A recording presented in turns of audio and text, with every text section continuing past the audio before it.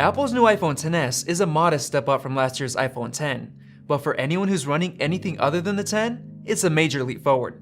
The XS comes in at the exact same premium price, but you get quite a few more features, mostly attached to the camera, but also added performance, extra RAM, dual SIM, and better cellular connectivity. However, there's a major problem with the iPhone XS. It feels just like last year's iPhone X, and if you're gonna spend another grand, you want to feel a difference. Sure, it does have a new gold finish, but a lot of people use cases anyways. There's also the larger XS Max, which we think changes the whole game, so we made a completely separate review for that. As for the iPhone XS, we don't recommend buying it if you've already got the X, unless you've got a pretty thick wallet. But for everyone else, let's dig deep and see what's so special about the new iPhone. Let's start with the biggest and most valuable change, the camera system. Apple mentioned a new, bigger sensor on the wide lens with deeper pixels, which means more pixel well depth, which allows each pixel to store more photons, basically light, before it saturates and starts leaking electrons to neighboring pixels, which is basically what you know as noise. Deeper pixels also make for better color saturation and increased dynamic range. Just check out these two photos. As you can see, the XS gets less noise, much better colors, and a huge jump in dynamic range. But that's not only due to the deeper pixels. You can also thank Apple's new Smart HDR feature. In short, the camera is able to snap more photos at different exposures in a shorter amount of time so that you don't get any motion blur.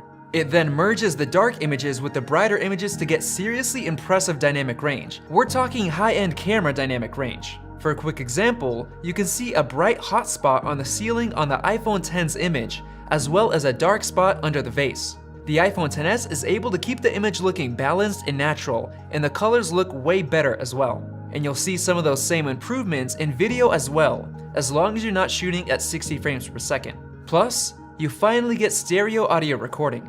The camera is also a heck of a lot smarter now that the neural engine, which we'll get into later, works with the image signal processor, doing things like making portrait mode blur more accurate. Speaking of portrait mode, there's the new depth control feature. This might remind you of other phones like the Galaxy Note 9, but with the XS, it's basically been perfected, with a much greater range of blur adjustment.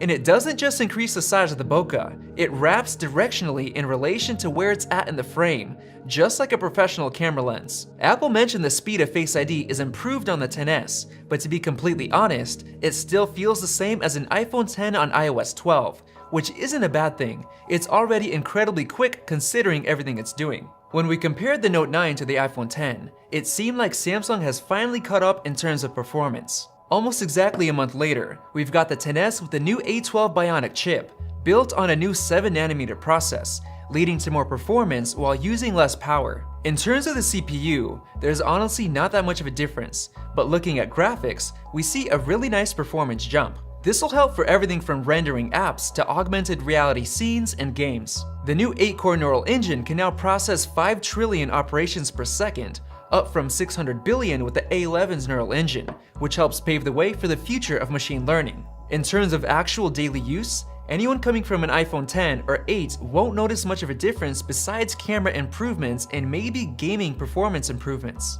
The display on the iPhone XS is pretty much identical to the iPhone X, but the OLED display is leaps and bounds better than any LCD-based iPhone display. Now here's a really cool feature. The XS now has dual SIM, which doesn't mean much to a lot of people, but anyone who wants 2 different plans or is using 2 different phones for 2 different reasons, this might make the XS worth it by itself.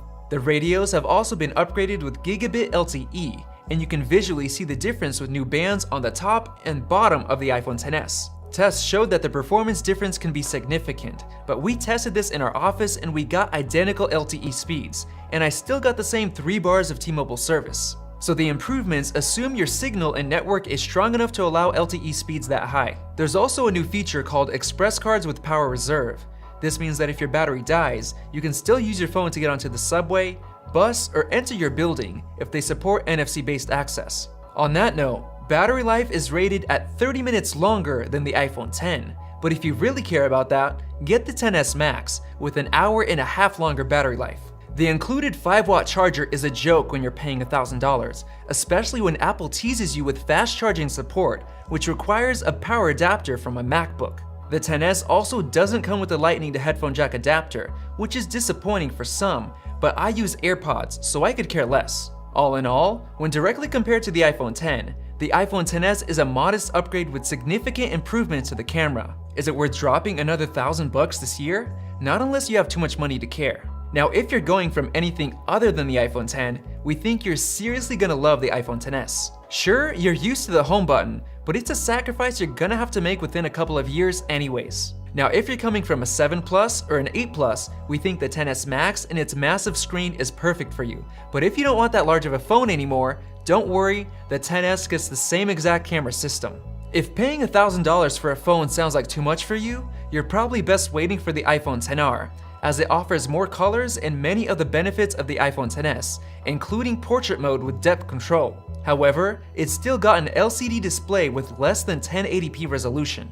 Last year, Apple made a giant leap forward with the iPhone X, and its success completely shook up this year's iPhone lineup. The XS, on the other hand, isn't another giant leap, but it's continuing down the path of Apple's brilliant rethinking of the entire iPhone platform, with significant camera improvements thrown into the mix for good measure.